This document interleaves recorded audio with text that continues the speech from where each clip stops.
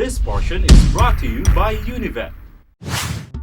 Magandang araw po sa mga hog racers dyan na gusto pong matuto ng tamang pamamaraan ng pagpapatakbo ng babuyan para lumaki ng maganda ang mga baboy na alaga at ang inyong negosyo ay tuluyang umasenso, ugaliing subaybayan, level up ang babuyan, hatid sa inyo ng U as in Univet at ng P as in Pigrolac. Talagang swak na swak kapag pag-level up ang balak, kaya't ito na po ang unang bahagi, Bantay Baboy Tips, ipamamahagi!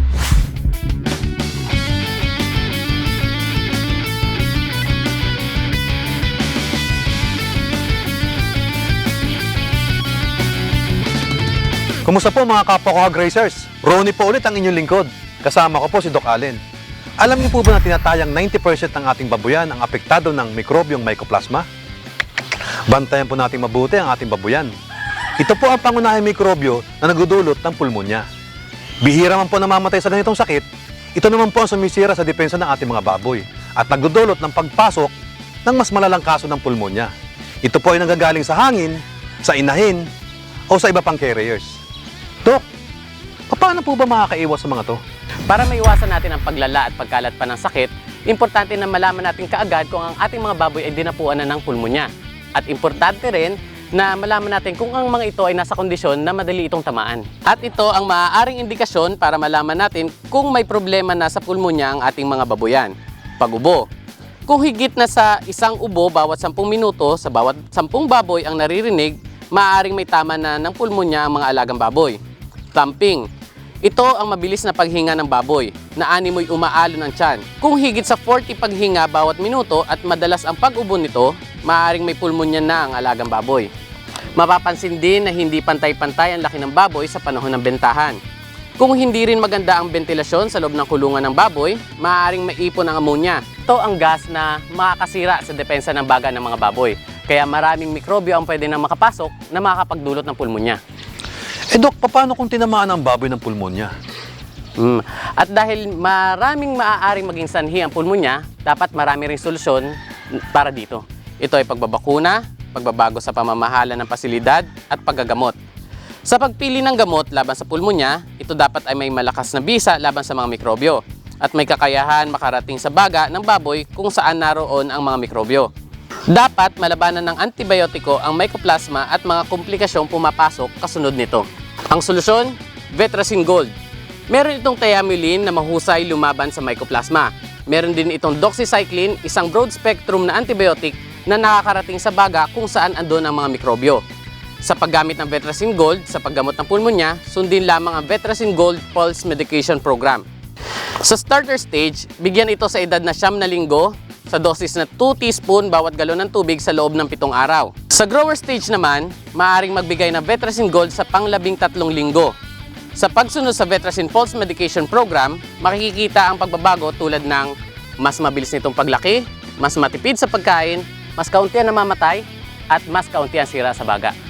Salamat, Dok. Sa Vetracin Gold, level up ang pagbabantay ko laban sa pulmonya. Vetracin Gold!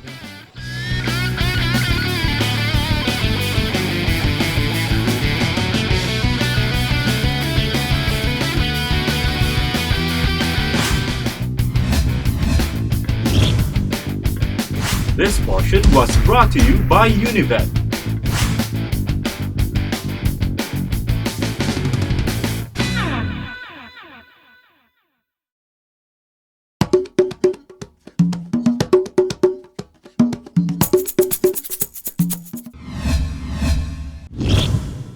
Ang bahaging ito ay hatid sa inyo ng Pigrolac. Tuloy po ang level up ang babuyan. Ikalawang bahagi naman, mga dagdag kaalaman sa wastong pagpapakain sa mga alagang baboy natin. Halina't ating tangkilikin para sila'y lumaking okay na okay. Tatak Pigrolac all the way!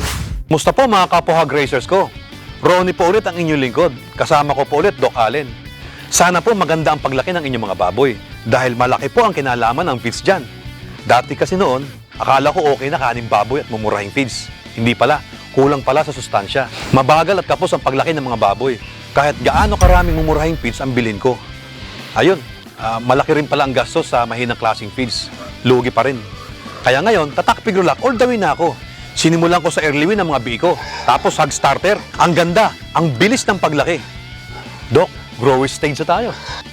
Tama ka, Mang Ronnie. Nakaugalian na kasi ng marami na pagdating na ang mga baboy sa grower stage o edad na 90 hanggang 120 days, kadalasan sila lumilipat sila sa mas murang feeds o mga kaning baboy para mas lalo sila makatipid. Oo nga po, Dok. Guilty ako dyan dati. Pero gaya nga po ng sabi ko, tatak Pigrolac all the way na po ako ngayon. Buti naman, Mang Ronnie, handa na ang baboy mo sa Pigrolac Grower. Ang formulasyon ng Pigrolac Grower ay nagdudulot ng mas malusog, mas malaman, at mas may magandang pangangatawan ng baboy na manipis lang ang taba.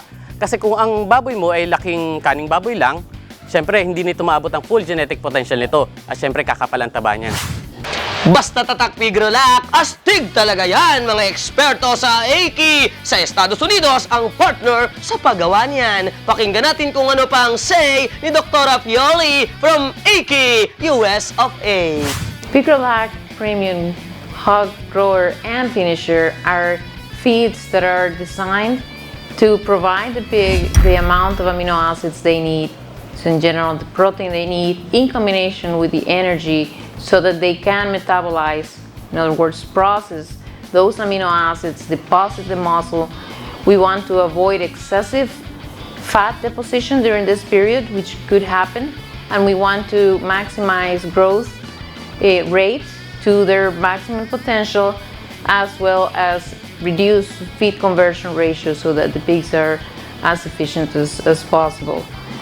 Some other features of this program or of these feeds is that we have formulated in ingredients that contribute to a very good carcass quality, and it's starting in this phase where we want to make sure that we set up the pig so that the carcass is going to have a very good positive effect. It is important to use a line of products because they have been developed as a program approach. So every single one isolated does not contain the right combination necessarily. It is a program approach, and they each provide to the pig the nutrients that it needs for specific phases, and they build on each other as a program. Noong una, marami akong maling ginawa sa pag-aalaga ng baboy. Pero ngayon, masasabi ko na may tama akong ginawa sa hog racing. Ito ay ang aking pagpili sa Pigrolac. Sulit na sulit ang punon sa tatak Pigrolac all the way. Level up ang babuyan. Oras na po para magpaalam, pero iiwan ko po kayo na mas marami ng alam. Kita-kita na lamang po tayo sa susunod na yugto. Marami pang dagdag kaalaman sa Level Up ang Babuyan. Ang bahagi ito ay hatid sa inyo ng Pigrolac,